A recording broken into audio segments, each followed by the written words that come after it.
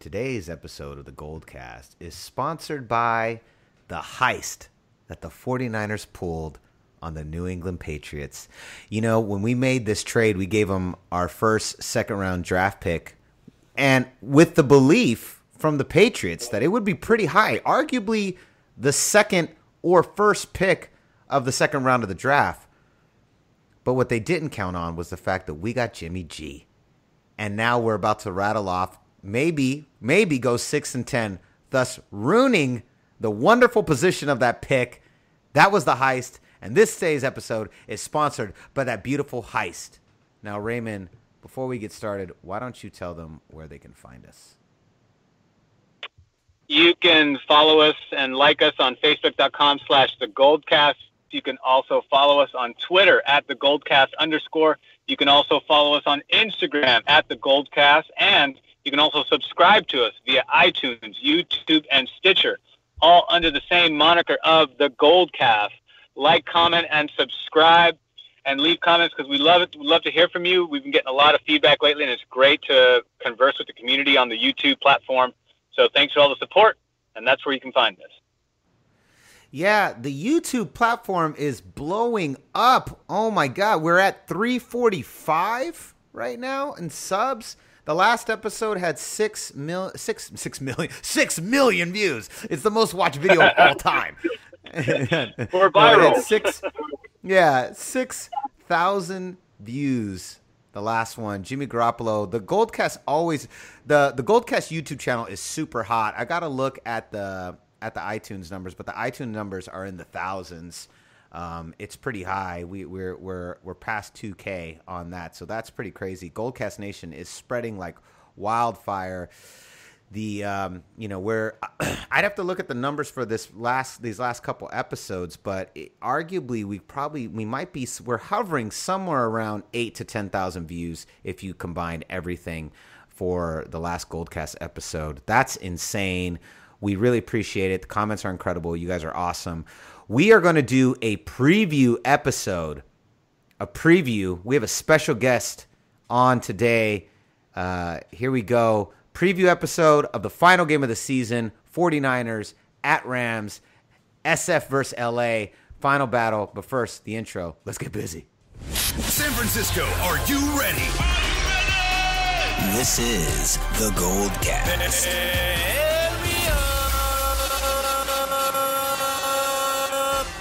Boom! Welcome to another edition of the GoldCast. We are the voice of the faithful. I'm your host, Rudy Solis III, and with me is my brother, my co-host, Raymond Solis first, baby. Via from San Francisco. And then our special guest, he hasn't been here in a while, not since the last time the Rams and the 49ers have played, our Los Angeles co-host, Lewie B. Boom. Well, gentlemen, last time we did this, it was arguably one of the greatest Thursday Night Football games of all time. And now we are back for the final game of the season in what we were hoping was going to be a super intense, major battle between the San Francisco 49ers and the Los Angeles Rams. Unfortunately, some news has come out just yesterday. The Los Angeles Rams are going to be sitting all of their starters. But regardless, Lewie B is back on to join us. We're going to talk a little bit about this game. First of all, let's talk about the deflation. Lewie, you and I bought tickets for this game back in the summer. We are going this Sunday together in the hopes of watching the future of the NFC. It is still the future of the NFC, but it's not quite all of the players we were expecting. Lewie, I want to start with you first. Fuck your Rams. Congratulations on your Rams. Now you can talk. Oh, God, it feels good. It feels good to be back. I will say thanks for having me back on. Just so the faithful knows, I was supposed to be on here a while ago, a couple weeks ago, like a month or two ago, but then we recorded the episode and I can't remember what happened, but it just collapsed or something. I was blackout drunk, so it's probably a good thing that it didn't go live, but I'm glad to be back. And I'm glad to be back as a champion. You know, it feels good to be a division-winning champion right now. It's pretty special for me. I've yet to experience it as a full-grown adult, so this is nice. But yeah, man, it is a bummer. We like you said, we bought tickets for this back in June or July, man. And we were hoping it was all right, neither team's gonna be in playoffs, but this will be for this will be bragging rights and all this stuff. But then sure as shit, we're in playoffs, and then it's we clinched and there's no really reason to start them. So, and personally, I don't like benching starters for an entire game. I think it's always smart to at least let them get a quarter in or maybe a quarter and a half and then bench them. Just because, man, that week off, it takes its toll. We've seen that, happen with other teams before where it takes its toll and then they come in a little rusty. It is only one game, but I would have liked to have seen them play. I'm also biased because I'm going to be there. You know what I mean? I want to watch my guys. So, but it'll still be fun, nonetheless, to be there with you, of course, and kind of catch these guys. But I'm excited, man. I'm excited to see kind of, like you said, what the future looks like, man. We're not going to see all the pieces, but Rudy and I were talking, we think McVay, Goff, Shanahan, Garoppolo is kind of the future of the NFC West, man. I mean, how we've been playing, how the Niners have looked with Garoppolo. I mean, man, dude, I can't even lie about it. You guys are looking good, and it's, looking scary, man.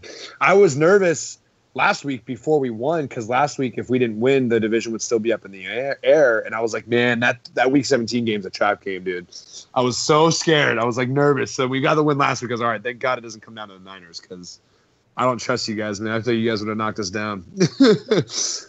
All right, so let's talk a little bit about that real quick. And then, Ray, we're going to get you on. I know Raymond's sitting here itching to get on. But real quick, I want to talk about that. So from the San Francisco side, it has been very impressive to see what the Rams have put together. You guys are in a very similar situation to Harbaugh in 2010 with the 49ers, where you had a great team and a terrible coach that was not executing at the level that everyone thought what they were capable of. It's similar to the Niners. Maybe people weren't expecting them to be arguably the number 1 or number 2 seed in the entire NFC, but everybody thought that you guys were at least had the talent for a wild card spot, or at least make a run towards the division. Maybe not at the level that you guys are at, but McVay and company have just completely revamped it. And literally, I mean, you guys have done almost exactly what Harbaugh did in 2010. Just turned it around, made it one of the best teams in the league, arguably with Philadelphia going down, maybe the premier team in the league. Who, it's kind of a toss-up between you and Minnesota. And, so it has been impressive. It's definitely been shocking. So now I want to flip that table. You have a 1-10 team. We trade for Garoppolo. You and I were in San Francisco when that trade went down. Remember that, Louis? We were there for the Halloween boat party. Oh, yeah. We were there. Yeah, we were there partying in San Francisco. You catch the trade first online. You tell me you need to see what happened. Oh, my God. You guys are just traded for Jimmy Garoppolo. I'm freaking out the rest of the weekend. And then I calm down, and then we don't see him for a month. And then he makes that little 2-minute debut against, who was that against, Ray? I can't believe I'm running a blank on this. That was the Seahawks. That was the Seahawks, yep. Yes, that's right. In the final minute and a half. And he makes that one, the 2 passes, the little run, and the touchdown, and it's gorgeous. And the next week he starts. And now we've gone 5 straight. Titans was the big test, but Jacksonville was the big one where everyone was kind of like, there's no way they're going to pull it off. But, it's the best number one defense in the NFL. And then Garoppolo mops it up. So now I want to get the reverse table. We've watched you guys do this all year, and it's been impressive. What's the LA feeling? What's the Ram perspective on all of a sudden the Niners just completely a 180 when we were left for dead at 1-10? Oh man, it's definitely surprising to say the least, and it's exciting, man. Obviously the faithful knows how much I hate the Niners, but in a rival way, in a rivalry way. I respect you guys a lot, and I want to see. I was telling Rudy this. It's since Rudy and I have been friends. The Rams and Niners have never been competitive together. They've always, the Niners were running the table and we were the bottom, and we gave you guys a run, but we were never competing for a playoff spot. There's a chance that next year we're duking it out for the division, and we're fighting it up. So I'm excited, man. I'm excited for the competition. I'm excited to put even more pressure on these games between us, than there already is. And yeah, man, you guys have a young crew around you, and I think Jimmy G showing what he's done in the month in the 2 months that he's been in the Shanahan system, which is a complicated system, in the 2 months he's been there, he's won 5 straight or 4 or 5 straight. He's put up the numbers he's put up. He looks good. I watched him do I watched the 2-minute drive against, I can't remember what team it was, but they did a 2-minute drive against the team, and he just looked. Dude, he looked. The Tennessee. Texans, What's the Texans? Yeah, the Texans. Sorry, the Tennessee Titans. Yes. Yeah. The way he executed that was outstanding, man. The poise he had, and look, I don't care what team that's against. Did you watch it live, or did you see the mic'd up version? I saw the mic'd up version. That's the best version.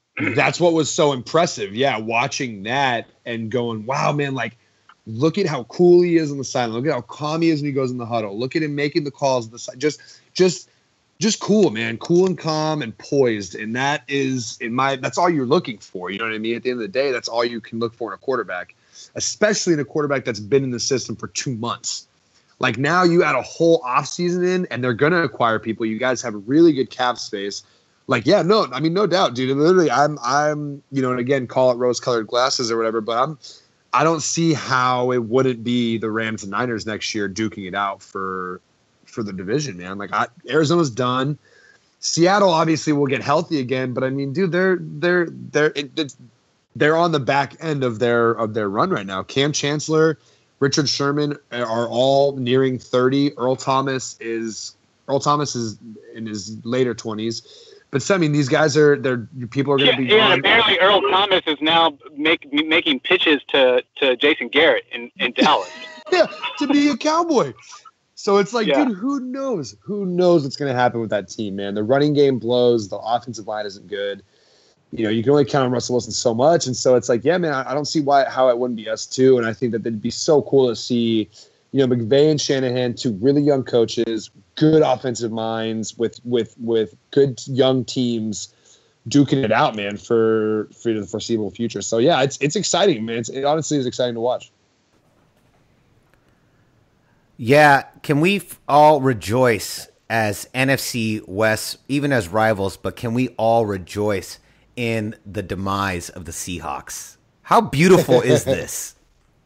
The best. If there's one team that has managed to just incite fury into all fan bases in the NFC, it has to be the Seattle Seahawks. Agreed. Yes. It's so nice to see them come to the end of their run where now Richard Sherman is done for the year, and he most likely will not be the same next year. I can guarantee that. In terms of his speed and his man coverage abilities, he's not going to be. He was already on the downswing. They put all their money in the secondary and none in the offensive line, which to me was the opposite of how we did business with the Harbaugh era, where we put all the money into the offensive line, and we did hurt in the secondary, at least in those following couple years. The first year, we had 2 Pro Bowlers. Carlos Rogers had 7 picks that season. So it depends, it's a hard one to balance, because the second most difficult position to play is cornerback. So from Pete Carroll's position, he's like, all right, if we get the quarterback, then we should put our money in the secondary, because that's the next hardest position to play, which is totally true. So I can see where they're coming from, but in the long term, it hasn't really paid dividends in terms of them they're still viable. They're in the playoff race. Russell Wilson has some really good escapability and mobility in the pocket. He's like up and down during the regular season, but in playoffs and big moments, he tends to show up big time, even though that there's a lack of protection around him, and he doesn't have all the weapons he used to have with Marshawn Lynch. I know Doug Baldwin's still a good threat on the outside there, but they're on the downswing, and it's great. And it's just and Arizona is probably the worst of the two, because they have a coach that's aging and is not going to last too much longer in the NFL, according to what his standards were, and he voiced this in press conferences. And then the other part of that is they have no quarterback. They have no quarterback for the future. How bad do you think this team is kicking themselves for not offering up something to New England for Jimmy Garoppolo? I mean, come on. It's sitting right there. Man. They have to be, think about it. You guys have Jared Goff, Seattle has Russell Wilson. The two West Coast teams, or the two NFC West teams, which is as far away as you could possibly put Garoppolo, which is, I think, where they wanted to do. They didn't want to put New England didn't want to put Jimmy G in the AFC. They definitely didn't want to put him in their own division. They didn't want him anywhere in the conference. So next you got to look NFC, and they went as far west, literally to the opposite coast. That's how far away they put him. Arizona has to be kicking themselves that they didn't put up something, right? Like, they have to be, out of all the teams in the NFC, I feel like they're the biggest losers in the Garoppolo trade, right? 100%. Absolutely. 100%. They're the only team without a quarterback in that division. So, you know, they were in the same position as us, where they have an injured Carson Palmer, who's, you know, is running on fumes at this point. And they have Drew Stanton behind him, and who after that? Blaine Gabbert? Come on. Those aren't your future guys. So the fact that they didn't do anything just really shocks me, because, well, here's the other thing too. So the Niners went after Jimmy Garoppolo before the draft of this year. We did. And of course, Bill Belichick shot down John Lynch within seconds. It's like, no, sorry, not going to happen. Not even available for discussion. You know, and then kind of he half jokingly said, well, how about you trade Tom Brady for a first round pick? And Belichick was like, what? Are you kidding me? Get the F out of here, man. But anyways, what ends up happening is Bill Belichick calls John Lynch back on Halloween at the trade deadline and says, hey, you know, let's talk about this, because now I've got no choice. I've held out as long as I can hold out. I can't pay $50 million for two quarterbacks next year. So I've got to get rid of the one that, you know, that I can't sit down Jimmy Garoppolo for another 2-3 years as Tom Brady, you know, as Tom Brady's invincibility continues to outshine his age. So let's make a deal. And of course, he gives him basically a late first rounder is essentially what that pick is, which is what New England typically likes to deal with. So we'll see. We'll see how it works out for them with that pick. But I mean, honestly, who gives a shit what they're going to do with that pick? The truth is, we have a great quarterback, and I think I was really disappointed when Sean McVay made the announcement that he was going to sit all of his main starters, because I'm like, oh man, this just became a give game. I was like, even the Vegas odds flipped, and now the Niners are favored to win this game, whereas before the Rams were. And it's all because he took out Goff. He's taken out Gurley. He's taken out Aaron Donald. I think he's taken out another defensive end. He's taken out all the heavy hitters that were in that Thursday night contest. Those guys are all out now. And so now it's just backups versus Kyle Shanahan, which I think that's going to be no contest. I think the only thing that would help LA at this point is if the Niners kind of go in being overconfident, kind of similar to the way that the Jags came into our game, thinking that it was going to be an easy picking on us with the number one defense facing, a bottom-feeding offense and a bottom-feeding defense. So that ended up blowing up in their faces. But I think Kyle Shanahan's poised enough to, at least in the interviews I've read that have come out since then, saying that A, he's disappointed, but B, he's keeping his composure because he doesn't want the team to really get overconfident and to kind of stay the course. We still need to get the reps in. We still need to build the momentum of the winning mentality as they go into the 2018 off-season draft, free agent market, and then, of course, the preseason and regular season. So I think with all that in mind, everyone's on the same page, so they're still going to play hard from our perspective. But I'm with Louis. I'm disappointed that it's not going to be the match that we all wanted it to be. You know, the two youngest offensive minds in the NFL battling it out at the very end of the season, much like last year. So I love the way they arranged the schedule and how it aligns with the Rams, and I think they're going to continue to play this where I think it'd be great if they kept that schedule where play Rams early in the season, play Rams at the end of the season, especially with the way that the dichotomy within the division has now shifted in favor of Rams and Niners leading the way, and then Seattle, Arizona kind of falling to the bottom half. But we'll see how it turns out. No doubt. And honestly, dude, that's kind of where I think, too. I mark my words now, man. I wouldn't be surprised to see both Rams-Niners games end up being primetime next year. I think, maybe another Thursday night game. And then I wouldn't be surprised to have, our game be, again, a Week 16, Week 17 matchup that's primetime. That's deciding. I think they're taking note and saying, look, these games might decide the division. Again, if we lost last week, this game would be deciding the division for us in Seattle. You guys would be the gatekeepers, basically. Obviously not between you guys, but it would be between us and Seattle. Because if we would have lost, they would have still had an in there. So, it obviously it does really blow. I'm happy that it really does blow though. You know what I mean? Like it sucks that we're not gonna be able to see that. But I agree with your guys' side of it, and I get the Niners side of it, where they need to, and they should keep their starters in. They should play their guys. They should play to win this fucking game. Like pardon my language there. They should keep it in, go and like keep that momentum going. You know what I mean? Like, keep that going into the offseason.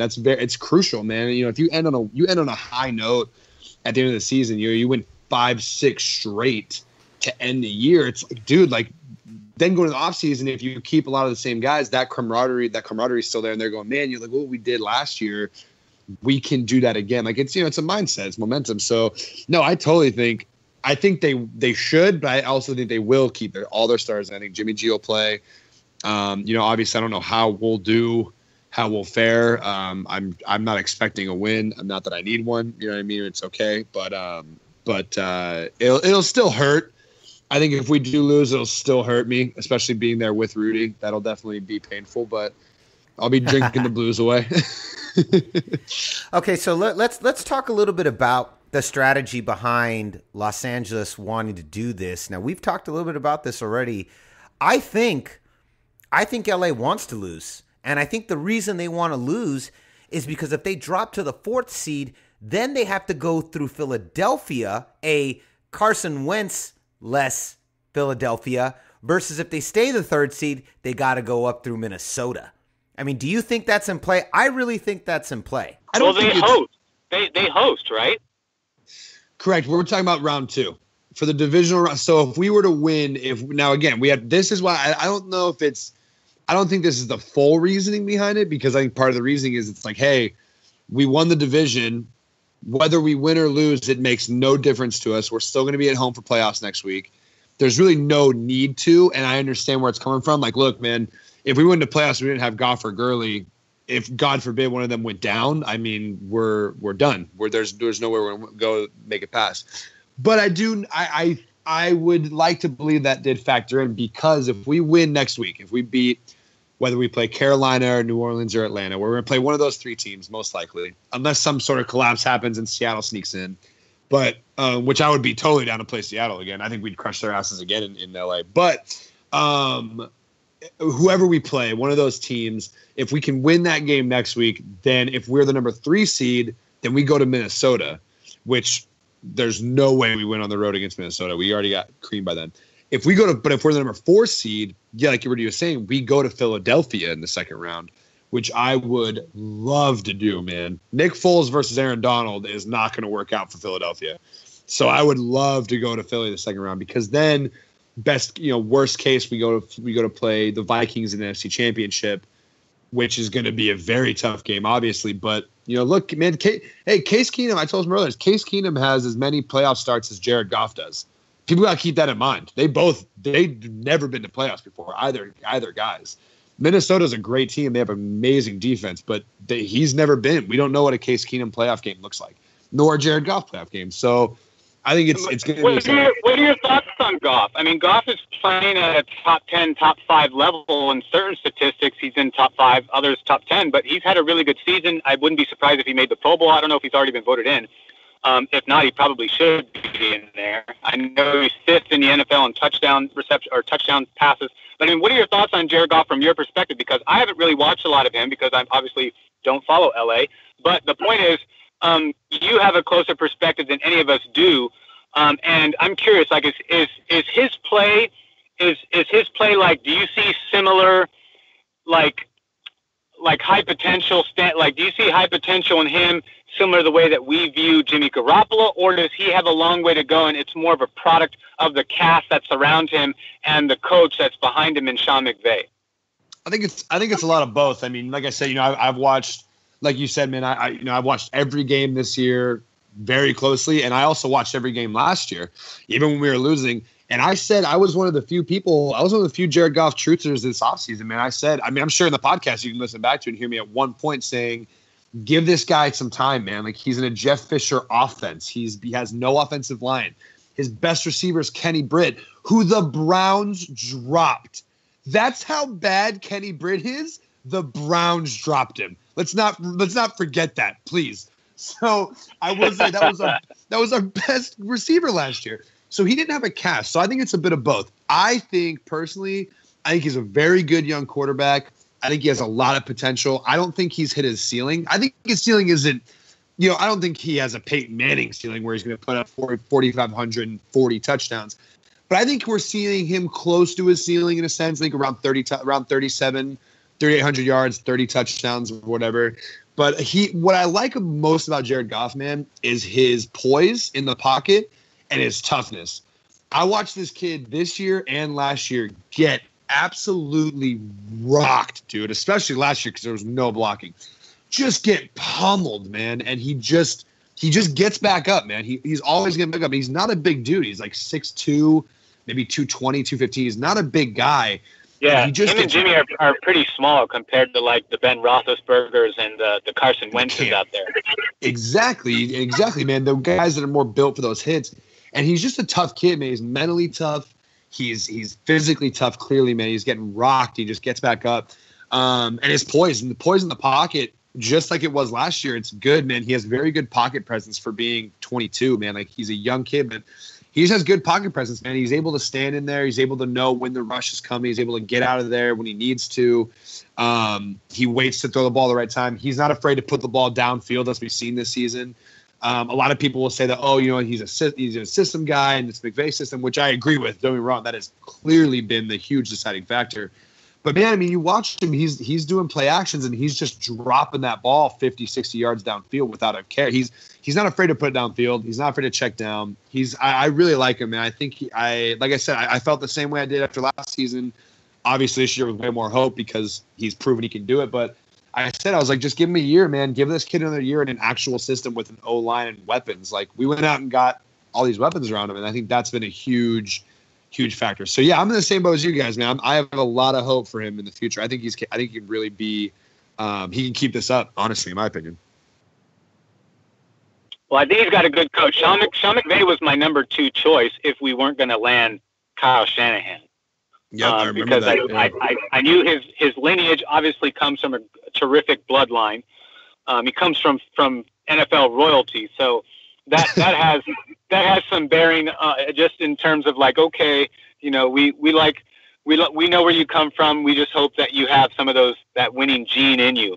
So it appears he's got it in him with this season. So let's see if he can maintain it. But I like his mind. He's got a good mind. Kyle Shanahan. I think these are the 2 best. I'd probably put Kyle just in one tier above because he's been doing it longer. And so, and then that's the only edge that I give him. But Sean McVay is proving at 31 years old, Kyle's 37, that he can, develop a system to give the NFL a run for its money because no one, with the exception of a couple of teams, have really been able to stop the Rams offense. I feel like, aside from that Thursday night game, that was one of the few games where offensively, we were able to kind of, I don't know a lot of teams that have gotten into that close of a shootout with you guys since then. I haven't followed all of the final scores of your games. A lot of them, you're putting up 30 plus 40 points. But that was the only game that I noticed within that span when I was following them that I was like, wow, I was like, considering how crappy our offense is and that we had Brian Hoyer, who basically kind of gave up the game if you tailor his first mistake, which was the pick 6, then, that seemed to make all the difference because it came down to just less than a handful of points. But I so wanted to see, again, I'm kind of going back. I don't want to beat a dead horse, but I'm so disappointed because we're just going to get a different breath of McVay's game plan versus what it would have been with his starters, because now I don't know if they're going to keep the same exact game plan. I think it changes because you're dealing with a quarterback that hasn't got the first team reps the way that Goff has all season. And now he's going to get some of those, but it's all within like less than a week's time. I don't know. He announced it the other day, but we don't know if perhaps he's been giving them reps beforehand. We don't know. Obviously we'll never know, but I mean, Kyle Shanahan, is still going to play the same game plan he had because he's just going to stay on course. And Kyle Shanahan understands, just as McVay and a lot of the good coaches know, that the mental aspect of football is so important, and that's why tanking is not as popular in the NFL as it is in the NBA and Major League, where your seasons are longer. It's more of a methodical mental grind, whereas football is a very condensed mental grind. And Shanahan knows that building this momentum is really, really important for the mental confidence that they need going into next season. They need to believe that they can win. Jimmy obviously fills in that final piece. So that void is now filled, where going into the offseason, they can just focus on all of the supporting cast members to help Jimmy G, because clearly he makes other players around him better, which is the one glaring quality that I noticed in this span of 4 games. But on the Kyle Shanahan side, he hasn't been getting a lot of credit. And I think a lot of credit is due on his side, because now he's been able to retailor the offense to do some of the things that he wanted to do but couldn't do with Beathard and Hoyer. And now he's able to do that with Garoppolo, because he plays like such a consummate pro. He looks like a seasoned veteran out there. So he's able to do a lot of things with play action pass, boot passes, the waggles, the rollouts, the fakes, all that stuff. I'm seeing more of that now under Kyle Shanahan, even against the Jacksonville Jaguars. The reason why we were able to thwart that really good secondary as well as we didn't necessarily thread them. I mean, we threw for 242 yards. It was a little bit lower than the previous 3 games where Jimmy threw for over 300. He's still averaging over 300 per game during this span here, but we did drop a little bit, and I think that's naturally expected when you're facing the best pass defense in the NFL. However, the reason why we were able to carve them as well as we did is because A, we had a balanced running game, but B, more importantly, Kyle Shanahan specifically used 3 and 4 wide receiver sets, because it forced the Jaguars to step out of their man coverage and into their nickel packages, which is a mixture of man and zone. So because they're not able to stay within their primary base set defense, they weren't able to execute the way that they have against other teams, which is why teams like if LA comes to face them, if you guys meet them in the championship or something like that, or even the other AFC teams, they basically saw the blueprint on how to beat the Jags secondary. And that's how you stay in bigger sets and force them to use their nickel package. We'll see how the Jacksonville adjusts to those looks if they get them. But that's basically a mixture of Kyle Shanahan. Basically, he knows both sides of the football just as well. Don't think that he's just offensive. He knows them so well, it's ridiculous. I don't know how Sean McVay operates in Los Angeles. Lewie B, you'd have to fill me in on that. I know he's mostly offense, at least based on what I've heard and read. And I know he sits on the sideline and he'll sit on the ice chest of the Thursday night game. I think he was sitting on the ice chest just working out on the next series while the defense was up against us in that game. I don't know if he's continued to do that in the season. You'll have to let me know. But I think we're kind of I know I said this already, but it's unfortunate that we're not going to see the real potential of these 2 head coaches battling it out, in addition to Garoppolo and Goff.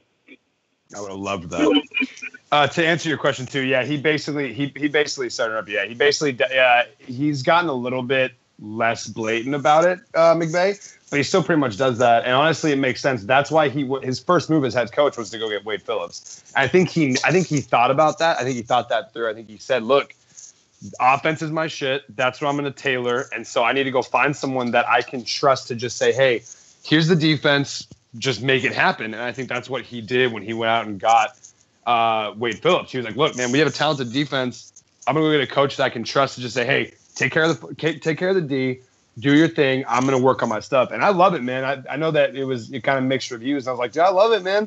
We needed offense. Every year we needed an offense. Our defense is always strong. We always need an offense. I like seeing a coach come in and say, look, this is my strength. I'm going to get us the highest scoring offense, and this is what I'm going to do. And when offense is on the field, I'm going to be working on the offense for the next drive. I love that, man. Yeah, I'm into it. Also, too, fun fact, Rams and Niners are the only team in the West that beat the Jacksonville Jaguars. Yeah, baby. There you go. They have like a 9-game or 8-game losing streak out in this time zone overall. Wow, and I know that they historically struggle against the NFC West.